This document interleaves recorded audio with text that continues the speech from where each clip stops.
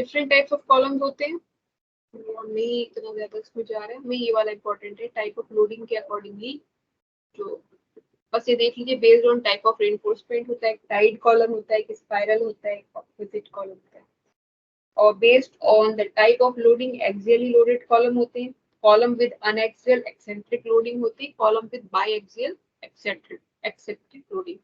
Eccentric मतलब थोड़ा सा जो उसके सीजी से पास नहीं करेगा, थोड़ा अवे गैप देके होगा, तो वो जो है उसको एक्सियल यूनिएक्सियल हो सकता है, या बायएक्सियल मतलब दो डायरेक्शन से लोडिंग लगी। Based on slenderness ratio, long column है, शॉर्ट कॉलम है, ये हमने देख लिया। Based on the shape, square हो सकता है, circular column, E type, L type, B type, hexagon, arc type. So these are the different types.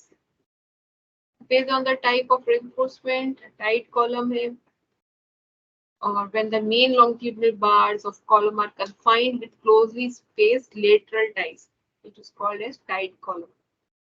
Spiral column, when the main longitudinal bar of the column are enclosed within closely spaced continuously wound spiral reinforcement.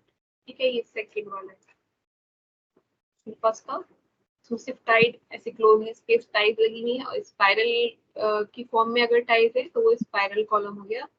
And this can be composite, they can be a composite column when the longitudinal reinforcement is in the form of structural steel sections or pipe with or without longitudinal bars. It is called as composite column.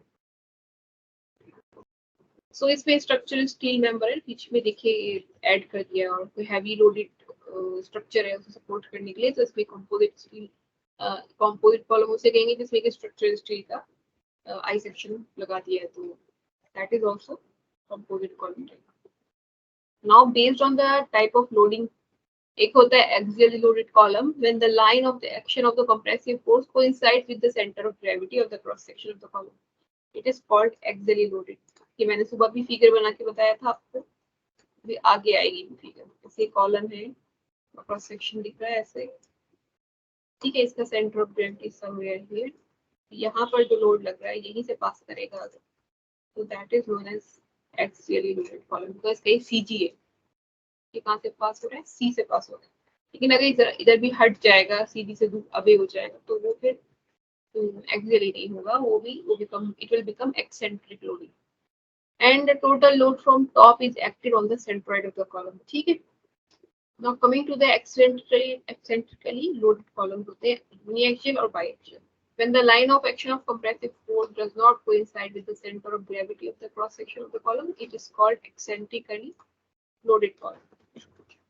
ठीक है, now the column with, इसमें देखिए picture में दिखा दीजिए, ये axially loaded है, इसका x axis and y axis के सेंटर जहाँ को इंटरसेक्ट कर रहा है वहीं से लोड पास हो रहा है, तो this is axial loading.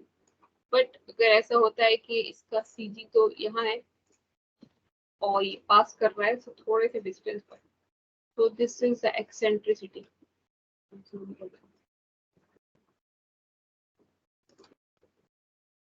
Can you see it, ये ई लिखा हुआ है ना इसमें, यहाँ पर ई एक्स, एक होता है ई वाई, तो अगर ये एक्चुअली एक है यूनिएक्सियल एक्सेंट्रिक लोडिंग, उसमें क्या है कि एक्स एक्सिस से तो अवे है, लेकिन उसमें नहीं, वाई एक्सिस से तो अवे है लेकिन एक्स एक्सिस के ऊपर लाई कर रहे हैं, तो इसे हम, इसकी एक्सेंट्रिसिटी एक ही हुई, यूनिएक्सियल हुआ।